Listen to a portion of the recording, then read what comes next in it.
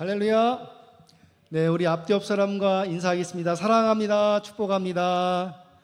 네, 축복합니다. 네, 오늘은 특별히 더 많이 사랑이 넘치는 날인 것 같습니다. 우리 말씀 같이 읽겠습니다. 아모스 3장 3절 말씀. 네, 우리 자리에 앉는 게 서로를 바라보면서 앉으니까 되게 어색하죠? 네, 이따가 귀한 나눔을 위해서 미리 세팅한 것이니까요. 우리 어색해하지 마시고 또 자연스럽게 또 우리 예배 드리면서 하나님께 나아가길 소망합니다. 우리 아모스 3장 3절 말씀, 우리 한 절이니까 우리 함께 큰 목소리로 합독하시겠습니다. 두 사람이 뜻이 같지 않은데 어찌 동행하겠으며. 아멘. 네, 오늘은 같이 가려면이라는 제목으로 함께 말씀을 나누려고 합니다. 우리가 함께 걷는다는 것은 단순히 같은 길 위에 서 있는 것만을 의미하는 것은 아니에요. 같이 걷는다라는 게 무엇을 의미할까요? 같은 방향, 같은 중심, 같은 목적지를 향해서 갈 때 우리가 함께 걷는다라고 말할 수 있겠죠.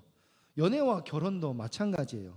감정이 통하고 분위기가 좋다고 해서 그 관계가 자동으로 결혼, 그리고 우리가 원하는 관계까지 이룰 수 있는 게 아니라는 거죠. 특히 오늘처럼 청년 시절에 맺는 이 관계라는 것은 우리 인생의 방향성을 결정하는 굉장히 중요한 시기잖아요. 그런데 이때 서로의 방향이 맞지 않는다라면은 단순히 사랑이라는 감정 때문에 우리가 만나는 그 관계가 계속되기는 쉽지 않다라는 것입니다. 그래서 오늘 본문의 아모스서는 우리에게 하나님께서 한 가지 질문을 던지십니다. 두 사람이 뜻이 같지 않은데 어찌 동행하겠으며. 이 말씀을 통해 우리는 진짜 중요한 질문을 던져야 돼요. 나는 지금 누구와 그리고 어디로 같이 가기를 원하는가? 오늘 본문의 이 아모스서는 북이스라엘이 정치적으로 경제적으로 아주 발달했을 때, 번성했을 때 활동하던 선지자였어요. 겉으로 보기에는 이 북이스라엘이 정말 잘 돌아가는 것 같았어요. 무역이 활발해지고 또 부유한 귀족층도 생겨나고 왕궁과 성소는 반짝이는 금으로 치장하면서 아주 화려한 그런 시기를 맞았거든요. 근데 그 번영 아래는 정의의 붕괴와 신앙의 타락이 있었습니다. 가난한 자는 재판에서 뇌물을 주지 못해 억울한 판결을 당했습니다. 종교는 형식만 남아 있었고 제사는 드리는데 삶의 중심은 하나님이 아닌 오직 자기 이익뿐인 그런 삶이었다는 거죠. 대부분의 백성들이 다 그랬던 거예요. 그러니까 나라는 점점 더 세계적으로 겉으로 보기에는 부강해 보이는 것 같았는데 막상 백성들의 마음은 계속 썩어져 갔다라는 거죠. 그런 백성들을 향해서 하나님은 이 아모스 선지자를 통해서 뭐라고 말씀하시냐면은 너희가 나와 동행하고 있다고 생각하느냐. 이 말은 뭐예요? 백성들은 우리가 하나님을 믿고 하나님을 섬기고 하나님과 함께 하고 있다라고 생각을 했는데 정작 하나님은 그렇게 생각하지 않았던 거예요. 너네가 정말 나랑 같이 가고 있다라고 생각하느냐? 아니라는 거죠. 이것은 아모스가 그냥 자기가 생각에 빠져서 쉽게 내뱉은 말이 아니에요. 하나님께서 지금 이스라엘 향해서 아주 중요한 질문을 던지고 있는 것입니다. 하나님의 깊은 탄식이자 사랑 어린 경고였던 거죠. 너희가 나를 믿는다고 하면서 왜 너희 삶은 다른 길을 걷고 있느냐라는 거예요. 하나님은 이스라엘 백성들과 관계를 맺고 싶어 하셨지만은 이스라엘은 형식만 유지하면서 중심은 멀어진 채 그냥 그렇게 자기만을 위해서 살아가고 있었던 거예요.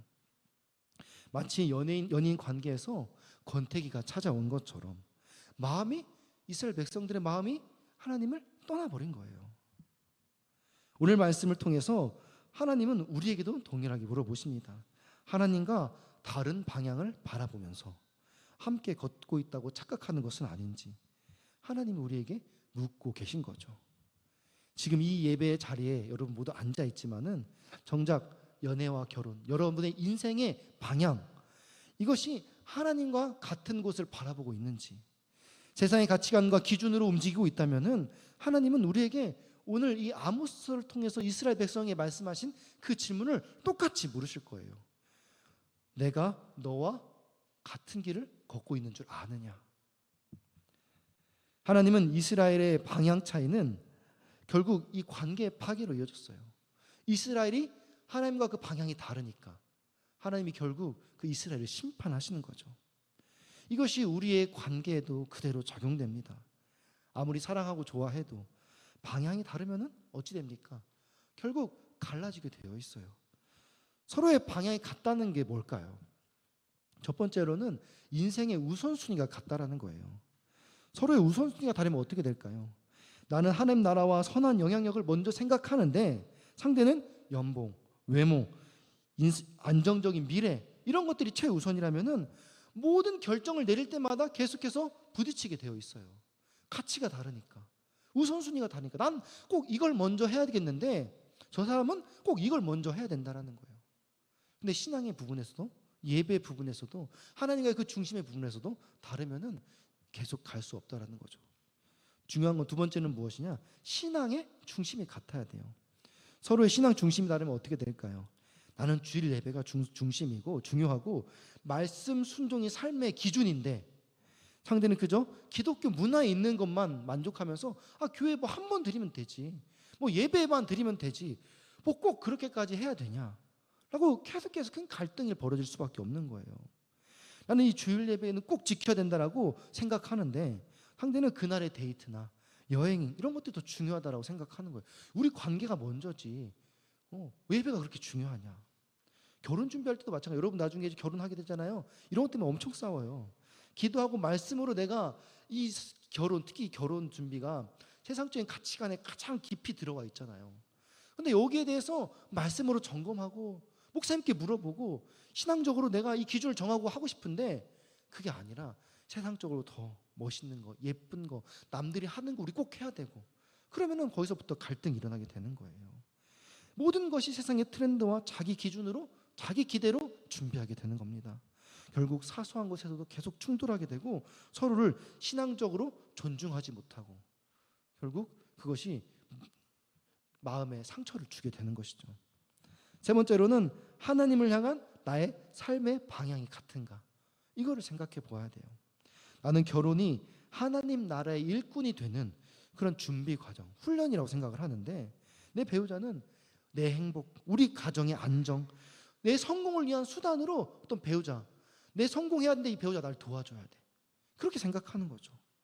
나는 삶의 소명과 비전을 따라서 이 가정이 움직여야 된다고 생각을 하는데 배우자는 편안한 삶, 좋은 환경, 세상의 성공이 늘 먼저이면은 그것이 우리 가정의 목표다라고 생각해 버리면은 그때부터 자꾸 문제가 생기기 시작하는 거죠.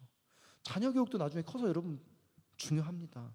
신앙 교육과 공동체 중심의 삶을 기대하는데 상대방은 그게 중요하냐? 고등부 때는 특별히 더 수능 준비해야 하지 않냐? 입시 성공, 경쟁력을 준비해야 된다. 학원이다 뭐다 하면서 교회를 터부시하는 거예요. 한 사람은 신앙 중심의 결혼과 가정을 꿈꾸고 다른 한 사람은 나 중심에 둔 관계의 삶을 추구한다면은 처음에는 그 모든 문제들을 사랑으로 덮을 수 있어도 결국에는 영적 고립감, 정서적 거리감이 생기게 되는 거예요.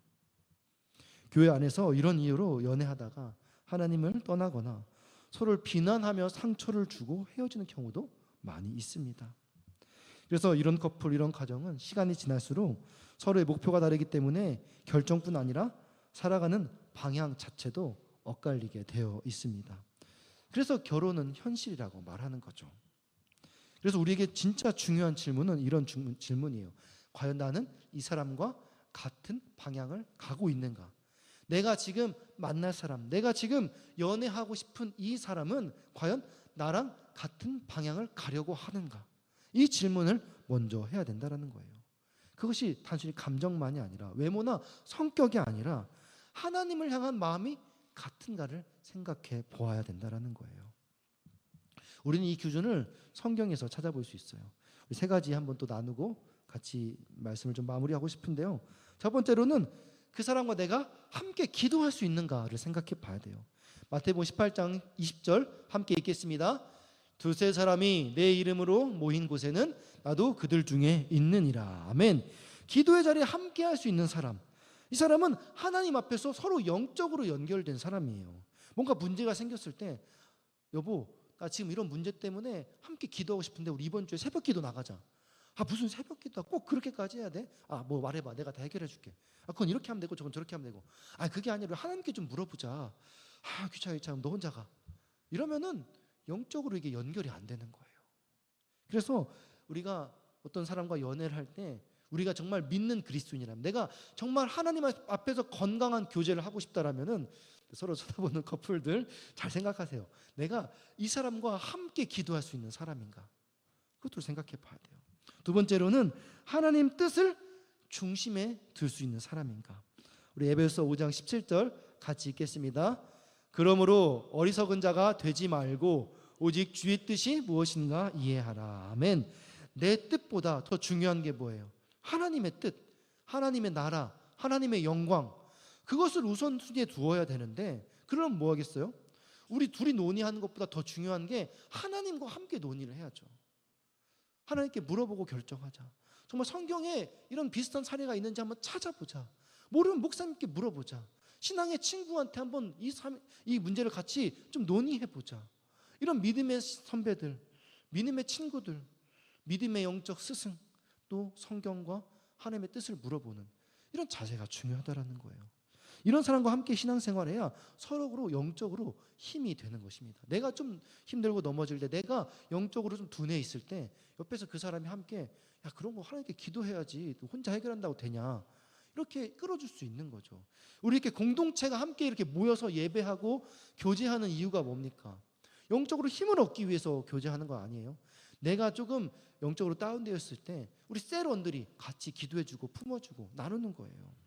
세 번째로는 어려움 앞에서 말씀으로 결정할 수 있는 사람인가? 우리 시편 119편 105절 같이 읽겠습니다. 주의 말씀은 내 발의 등이요 내 길의 빛이 나이다. 아멘.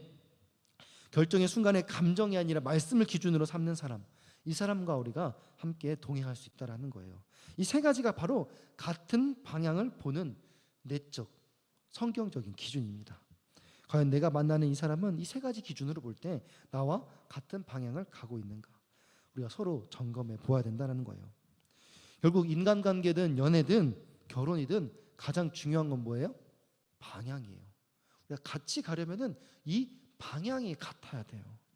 내가 이 사람과 같은 방향을 바라보고 있는가? 직장에서 동료들과 일을 하든 뭔가 동업자와 함께 사업을 하든 가장 중요한 거는 내가 이 사람과 같은 방향을 추구하고 있느냐예요. 일할 때도 마찬가지인데 연인 사이는 더더욱 그렇죠. 성품이나 실력보다 더 중요한 것은 방향이에요. 더불어 연인 관계에서도 마찬가지입니다. 사랑보다 더 중요한 게 방향이에요. 연애를 하다 보면은 내가 이 사람을 얼마나 좋아하는지가 제일 중요한 것처럼 느껴져요. 너 사랑이 식었네? 너 좀 그렇게 나한테 그럴 수가 있어. 그런데 방향이 같으면은 우리가 그것들을 가지고, 그럼 우리가 이 방향을 가지고 좀 논의해 보자. 그 방향이 뭐예요? 하나님께 함께 물어보자는 거예요. 같이 기도해 보자는 거예요. 그러면은 사랑보다 더 큰 힘을 그 안에서 얻을 수 있습니다. 결혼과 인생의 길에서는 그 사람이 나와 같은 방향을 보고 있는가, 이것이 가장 중요한 거예요. 감정은 언제든 변할 수 있고 사랑도 언젠간 식기 마련입니다. 방향은 선택의 문제이고 결국 이 믿음의 기준인 거예요. 하나님은 오늘 우리에게 물어보십니다. 너는 지금 누구와 어디를 향해 가고 있느냐? 특별히 우리가 그 방향의 길을 찾기 위해서 오늘 특별한 시간을 준비했죠. 결혼 예비학교라는 특별한 시간을 통해서 결혼을 앞둔 이 예비 부부들만을 위한 시간이 아니에요. 지금 연애를 하고 있거나 또 연애를 언젠간 소망하고 또 결혼을 준비하고 어떤 사람이 내 인생의 짝인지 기도하고 있는 그런 모든 청년들을 위해서 준비된 시간이에요. 또 우리 교회 청년부엔 또 신혼부부 커플도 많이 오잖아요. 신혼부부 커플도 이제 아직 뭐 자녀가 없다라면은 연인과 비슷한 고민들이 있을 거라고 생각해요. 그래서 커플끼리 또 대화를 나누면서 그 안에서 우리의 관계가 하나님 안에서 바르게 성장하고 있는가 점검해 볼 수 있는 좋은 시간입니다. 특별히 오늘 특각은 이 강의와 그룹별 나눔으로 함께 진행돼요. 그래서 여러분들을 위해 이미 그룹도 이렇게 다 준비해 놨잖아요. 커플은 커플끼리, 솔로는 솔로끼리, 또 연애 중인 혼자 오신 분들은 같은 상황의 청년들끼리 같은 공감대를 가진 사람들끼리 함께 듣고 함께 나누고 함께 기도할 수 있도록 잘 준비했습니다. 우리 이번 시간에 우리 모두의 연애를 점검하고 또 미래의 결혼을 준비하면서 하나님이 기뻐하시는 방향으로 함께 걸어가기 위한 새로운 시작이 되기를 주님의 이름으로 축원합니다. 아멘. 우리가 이제 들은 말씀 기억하면서 우리 4가지 기도 제목 가지고 함께 기도하기 원하는데요. 같이 기도하실 때 나의 마음이 하나님의 뜻과 같은 방향을 바라보게 하옵소서. 이름 청년부가 세상의 흐름이 아닌 말씀의 방향으로 걸어가게 하시도록 결혼 예배학교 특강을 통해 하나님의 뜻과 기준을 배우는 귀한 시간 되게 하소서. 내 안에 사랑보다 방향을 분별할 수 있는 눈을 열어 주시옵소서. 우리 사랑하는 주님의 이름 크게 한번 부르고 같이 기도하시겠습니다. 주여